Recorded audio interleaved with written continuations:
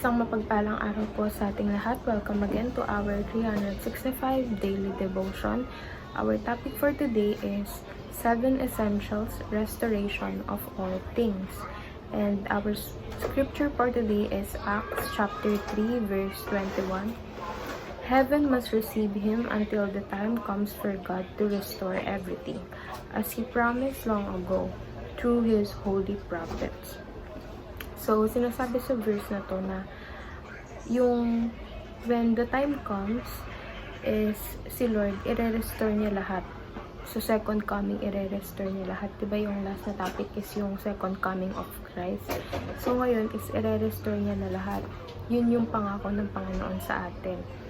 Our first teaching is the ascension of Christ is about conquest. So, parang ito, yung conquest kasi parang ibig sabihin is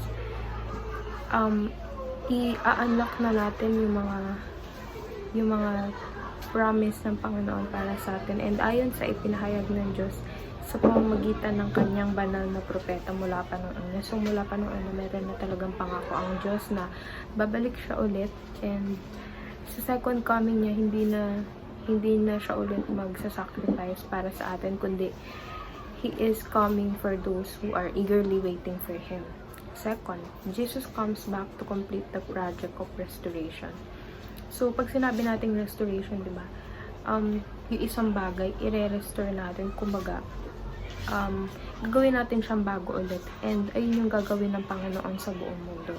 Sa ating mga tao, sa lahat ng ginawa niya. Kasi di ba, simula nung nagkaroon ng kasalanan or yung first disobedience ng ninuno natin si Eva at Adan is nalayo na tayo sa Panginoon. So, ang sinasabi sa verse na to is Jesus will come back to restore that para yung relationship natin sa Panginoon is mailapit ulit niya tayo.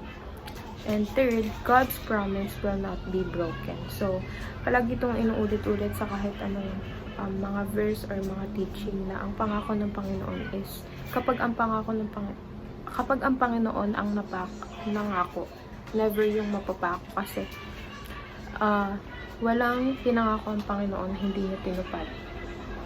And moving on to application, first, study the doctrine of ascension. So, kailangan natin itong pag-aralan kasi hindi lahat ng tao nakakaalam nito, lalo na yung second coming ng Panginoon, kasi akala nila na sa second coming magkakaroon pa ng second chance na kung saan hindi sila magre-repent sa sin nila kasi babalik naman yung Panginoon para mag-sacrifice ulit. But no, it's the other way around. Ibig sabihin, kapag bumalik ang Panginoon, hindi na niya ulit gagawin yun. Kaya ngayon diba, sa mga church, sinasabi na mag-repent na tayo sa mga kasalanan natin, kasi kapag hindi tayo nag-repent and dumating si Jesus, hindi tayo masasave kasi wala tayong paniniwala na babalik siya para kunin tayo at iligtas tayo. Second, fix what sin has broken.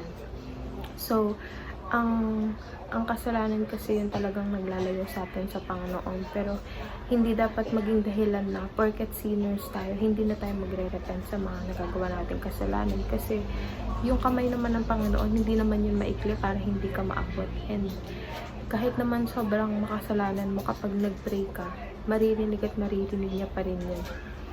And last but not the least is third, build the future. So, sa pagbibuild ng future, kailangan isaayon natin to sa will ng Panginoon. Lahat ng gawin natin sa na i-glorify siya, and we will build the future. So, ngayon pa lang, ibig sabihin, ngayon pa lang, kumikilos na tayo para sa future, mas maganda na yung kalabasan.